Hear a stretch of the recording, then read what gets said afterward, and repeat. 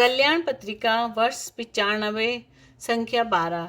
संत श्री योग त्रयानंद जी के वचनामृत गतांक का शेष संकलन श्री नकुलेश्वर जी मजूमदार। प्रश्न, मलिनता के आवरण कौन कौन से हैं? मल, मूत्र, राग, द्वेष और अभिमान आदि हमारे मल हैं। इसमें मल मूत्रादि बाहर के मल हैं और राग, द्वेष तथा अभिमान आदि भीतर के। इन मलों ने ही हमको मलिन कर रखा है, इन्होंने ही हमें ढक रखा है। जो इन दोनों प्रकार के मलों को नष्ट कर सकते हैं वही निर्मल है, उन्हीं को भगवान के दर्शन होते हैं। प्रश्न, यह मल कैसे दूर हो सकते हैं? उत्तर, बाहर का मल स्नान आदि से दूर होता है और भीतर का ध्यान आदि से। प्रश्न, भीतर का मल दूर करने के लिए किसका ध्यान करना चाहिए? जो अपनी सारी मलिनता को धोकर स्वच्छ हो गए हैं, ऐसे भगवान के परम भक्त साधु महापुरुषों का ध्यान करने से भीतर का मल सहज ही दूर हो सकता है। गंगा जी आदि तीर्थों में स्नान करने से मनुष्य जितना पवित्र होता है, साधु संग और साधु महापुरुष का ध्यान करने से उसकी अपेक्षा कहीं अधिक पवित्र हो जाता है। साधु संग और साधु ध्यान का महात्म्य बहुत ज्यादा है। पापी मनुष्य के गंगा जी में स्नान करने पर उसी समय सब पाप दूर हो जाते हैं, इसमें कोई संदेह नहीं, परंतु वह फिर भी पाप कर सकते हैं। यदि किसी महापुरुष का संग या उनका ध्यान करता है तो वह महापुरुष कृपा करके उसे ज्ञान गंगा में नहला देते हैं। जिस अज्ञान के वश में होकर वह पाप करता था, उस अज्ञान को दूर कर देते हैं, उसकी पाप वृत्ति को सदा के लिए मिटा देते हैं। इसीलिए महापुरुष की कृपा से नरक का कीड़ा भी स्वर्ग के देवता के रूप में परिणत हो जाता है। प्रश्न, भगवान का ध्यान न करके उनके भक्त का ध्यान करने की बात क्यों कही जाती है? उत्तर, भगवान का ध्यान करने से जो फल होता है, भगवान के असली भक्त का ध्यान करने से भी वही फल होता है। इसका यही कारण है कि असली भक्त में और भगवान में अभेद है। नित्य निरंतर भगवान का चिंतन करते करते तद्भाव से भावित होकर भक्त भगवान के समान हो जाता है। इसी से देवर्षि नारद जी ने कहा है कि तन्मय होने के कारण भक्तों में और भगवान में अभेद है। इसीलिए भक्त का ध्यान करने में भगवान का ही ध्यान होता है। फिर साधु महापुरुषों को तो हम अपनी आंखों से देखते हैं, इससे उनका ध्यान करना ही भी सहज है। भगवान को हमने कभी देखा नहीं, इसीलिए उनका ध्यान कठिन है। जिसको हमने कभी देखा नहीं, उसका ध्यान कैसे कर सकते हैं? यदि कोई करे भी तो भगवान का ध्यान आरंभ करने पर ठीक ध्यान हुआ कि नहीं, यह समझने का क्या उपाय है? तुमने अपने मन में भगवान के जिस रूप की कल्पना की है, तुम उसी का ध्यान कर रहे हो। वह ध्यान भगवान के ही रूप का ध्यान है या नहीं, इस बात का पता तो तुम्हें तभी लग सकेगा जब तुम भगवान के असली रूप के साथ अपने ध्यान के रूप का मिलान करोगे, और वह असली रूप तुमने कभी देखा नहीं। अतएव ध्यान ठीक हुआ कि नहीं, यह जानने का कोई उपाय नहीं है। परंतु महापुरुष को तुमने प्रत्यक्ष देखा है, उसकी पवित्र मूर्ति का ध्यान शुरू करते ही तुम यह जान सकते हो कि तुम्हारे चित्त में उनका रूप ठीक ठीक आ रहा है या नहीं। इसी से महापुरुष का ध्यान करना सहज है और महापुरुष की कृपा से सहज ही भगवत प्राप्ति हो सकती है। प्रश्न, अच्छा, जिसको कभी किसी साधु भक्त महापुरुष के दर्शन नहीं हुए, उसके लिए भी भगवान के दर्शन का कोई सहज उपाय है? उत्तर, हाँ है। उसे दिन रात भगवान के नाम का जप करना चाहिए। भगवान का नाम लेते लेते, नाम के साथ ही उसके अर्थ का चिंतन करते करते और रात दिन नमो नमः करते करते यदि एक बार भी मनुष्य ठीक शुद्ध भाव से भगवान का नाम ले लेगा तो वह कृतकृत्य हो जाएगा, सिद्ध हो जाएगा और भगवत दर्शन प्राप्त कर सकेगा। अतएव जो रात दिन भगवान का नाम जप करता है वह महान तपस्या करता है, वह प्राणायाम या ध्यान आदि योग ही करता है। सदा भगवान के नाम का जप करना ही तो परम तपस्या है।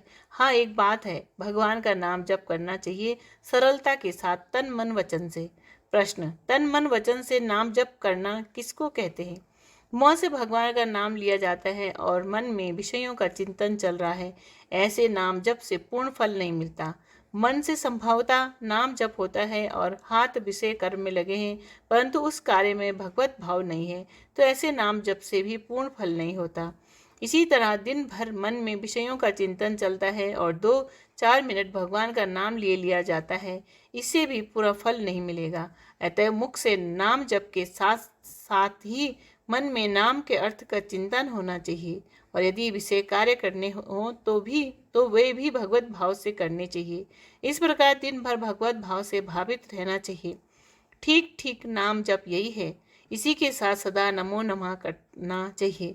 सदा भगवान के प्रति आत्मसमर्पण करना चाहिए। हे करुणा मैं तुम्हारा हूँ, इसीलिए मेरी कहलाने वाली जो कुछ भी वस्तुएं हैं सभी तुम्हारी हैं।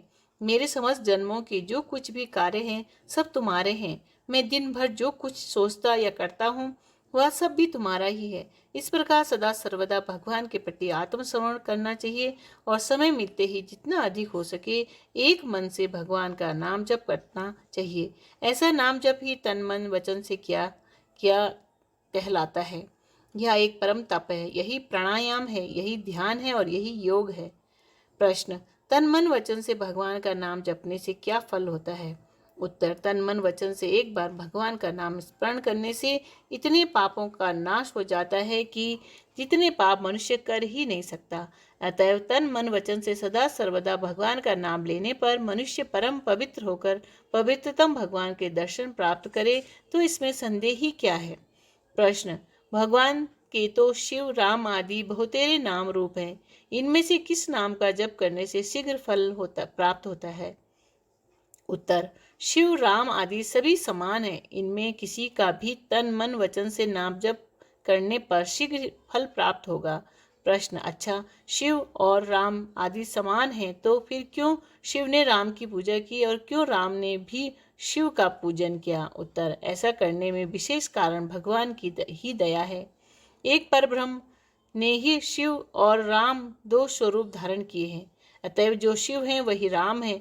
आप ही अपनी पूजा करके राम में होकर राम की पूजा किस तरह की जाती है इस बात की जगत को शिक्षा दे रहे हैं।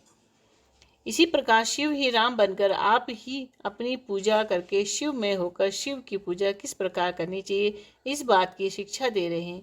भगवान स्वयं पुजारी बनकर यदि अपनी पूजा जीव को ना सिखाते तो जीव क्या कभी उनकी पूजा करना सीख सकता? राम ने दुर्गा की पूजा की और दुर्गा ने राम को पूजा। इसका भी यही तत्व है। शिव राम में हुए और राम शिव में। इसका मर्म यही है कि यदि तुम शिव पूजा करना चाहते हो तो तुम्हें राम की भांति शिव में बन जाना पड़ेगा, नहीं तो ठीक ठीक शिव पूजा नहीं होगी। इसी प्रकार यदि तुम राम की पूजा करना चाहते हो तो तुम्हें पहले शिव की तरह राम में होना पड़ेगा, नहीं तो राम पूजा ठीक ठीक नहीं होगी। जीव को इस अमूल्य पूजा की शिक्षा देने के लिए करुणा में भगवान ने शिव राम आदि भिन्न भिन्न स्वरूप ग्रहण किए हैं। आहा, करुणा में की कितनी करुणा है। वस्तुतः जो शिव है वही राम है, दोनों एक ही हैं। इनमें किसी प्रकार का भेद मत समझो। प्रश्न, शिव और राम के नाम भी अलग अलग हैं और रूप भी भिन्न भिन्न है।